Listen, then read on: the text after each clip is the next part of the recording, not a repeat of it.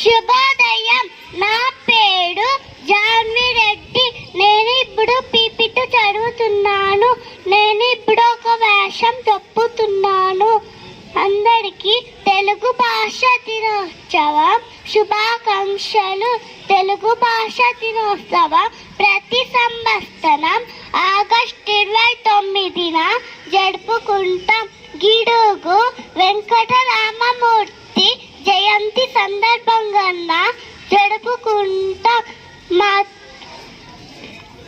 వెంకటరామమూర్తి జరుపుకుంటాం. మాతృభాష కన్న తల్లితో సమానం. మనం తల్లిని ఎంత గౌరవిస్తామో తెలుగు భాషను కూడా అంతే గౌరవించాలి.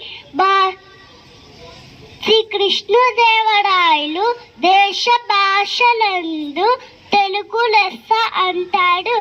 భాషలన్నీ ఉన్నా ఎవరి భాష వాడికి వినువైనది. ధన్యవాదాలు.